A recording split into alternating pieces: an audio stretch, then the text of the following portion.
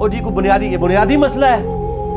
فضائل صحابہ احمد بن حنبل کی کتاب میں 2 روایتیں ہیں صحیح سند کے ساتھ۔ ایک روایت میں ہے کہ سیدنا علی بن ابی طالب کہتے ہیں، یہ حدیث موقوف ہے اور ظاہر غیبی خبر ہے، نبی علیہ السلام کے بتانے پر موقوف ہے، کہ میری وجہ سے 2 فرقے گمراہ ہوں گے، ایک میری محبت میں غلوف کر کے، ایک میری دشمنی میں غلوف کر کے۔ اور دوسری روایت میں ہے فضائل صحابہ احمد بن حنبل کی کتاب میں کہ میری وجہ سے 2 فرقے دوزخ میں جائیں گے، ایک میری محبت میں غلوف کر کے، ایک میری دشمنی میں۔ تو جب آپ کی جنت اور دوزخ کا فیصلہ اس کے اوپر ہو رہا ہے تو پوچھا کیوں نہیں جائے گا؟ اچھا، اپنا کام یہ پورا کر رہے ہیں کہ جو سیدنا علی کی شان میں غلوف کر رہے ہیں ان کو یہ خوب سمجھا رہے ہیں کہ جی آپ اپنے آپ کو صحیح طریقے سے صحیح بندے کا پتر بنا لو ورنہ پوچھا جائے گا۔ تو جو سیدنا علی کے مخالفین ہیں ان کو سمجھانے کی ذمہ داری کس کی ہے؟ ان کو کون سمجھائے گا؟ وہ ساری اس پلیٹ فارم سے سمجھایا جا رہا ہے، دونوں کو سمجھایا جا رہا ہے اللہ کے فضل سے۔ تو جنت و دوزخ کا تو فیصلہ ہونا ہے۔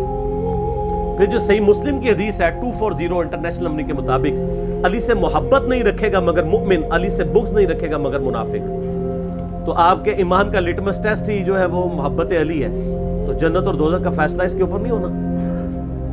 پھر غدیر خون کی حدیث جو صحیح مسلم میں 6225 سے 6228 تک ہے، آپ علیہ السلام کا آخری خطبوں میں سے ایک خطبہ ہے وفات سے 2.5 مہینے پہلے خم نامی گاؤں میں۔ اس میں کیا الفاظ ہیں؟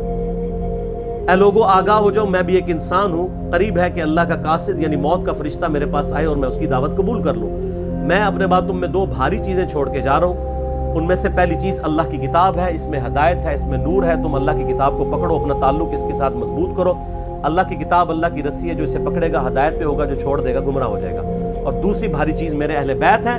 پھر 3 دفعہ آپ علیہ السلام نے فرمایا میں اپنے اہل بیت کے معاملے میں تمہیں اللہ کا خوف دلاتا ہوں، میں اپنے اہل بیت کے معاملے میں تمہیں اللہ کا خوف دلاتا ہوں، میں اپنے اہل بیت کے معاملے میں تمہیں اللہ کا خوف دلاتا ہوں۔ جب نبی علیہ السلام آپ کو ڈرا رہے ہیں، وہاں تو کسی نے کہا یا رسول اللہ اہل بیت کے بارے میں پوچھا جائے گا؟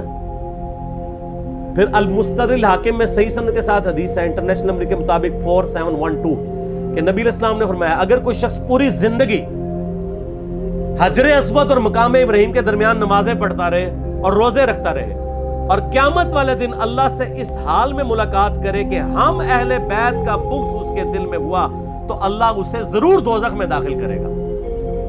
اگر اہل بیت کا بغض نمازوں کے باوجود، اور عام نمازیں نہیں، حجر اسود اور مقام ابراہیم کے درمیان اور روزے رکھنے کے باوجود آپ کو دوزخ میں لے جا سکتا ہے، تو کیوں نہیں پوچھا جائے گا؟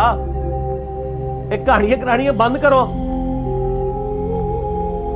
اصل میں ان بیچاروں کا بھی قصور نہیں، ان کے بڑے بزرگ بھی ان کو کہانیاں کراتے رہے، انہوں نے وہی کہانیاں سن کے تو آگے بیان کی۔ ان کو کیا پتا تھا کہ آگے تو مسئلہ کھڑا ہو جائے گا، آگے تو ہر جگہ ہی آواز آ رہی ہے کہ نہ میں وہابی نہ میں بابی، میں ہوں مسلم علمی کتابی۔ ان کے تو گاٹے فٹ ہوگی یہ چیز۔ تو یہ اتنی ساری آیات اور احادیث اس بات کا ثبوت ہے کہ یہ سچائی ہے، اور یہ سکوت کا صرف آپ کو کہتے ہیں، جو بکواسات کر رہے ہوتے ہیں ان کو نہیں کہتے۔ مودودی صاحب کے پیچھے پنجے جھاڑ کے پیچھے پڑ گئے، جی مودودی صاحب نے خلافت و ملوکیت لکھ کے مصیبت کھڑی کی۔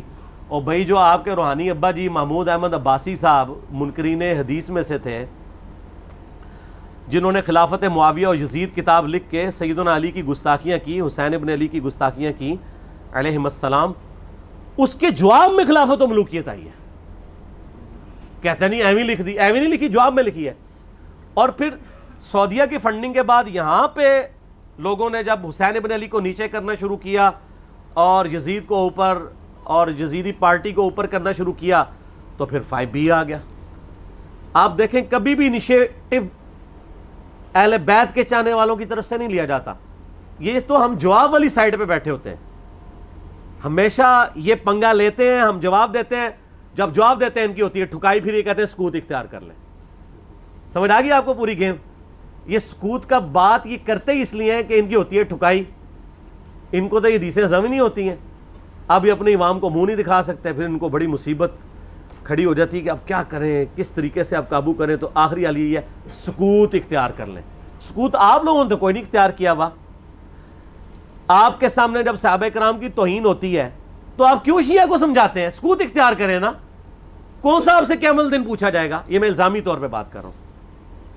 اور آپ کے بڑے بزرگ سیدنا علی اور حسین ابن علی کی گستاخیاں کریں، ان سے اپنے بغض کا اظہار کریں. جب ہم ان کو سمجھائیں تو ہمیں کہتے ہیں آپ سکوت اختیار کریں. تو سر یہ 2 نمبر پالیسی چھوڑ دیں. میں نے پہلے بھی ان کو کہا ہے کہ لوگ گھاس کھانا چھوڑ چکے ہیں. پہلے لوگوں کو آپ نے بے زبان بھیڑے بنایا ہوا تھا, اب لوگوں کے ہاتھ میں قرآن و حدیث آ گیا, اور اس ریسرچ پیپر کے بعد تو یقین کریں ان کے پلے کوئی شے نہیں رہی ہے. یہ ریسرچ پیپر آپ ضرور منگوا کے پڑھیں, ایکسٹرا آرڈنری ریسرچ پیپر ہے, انشاءاللہ آپ کو معاملات کلیئر ہو جائیں گے انشاءاللہ.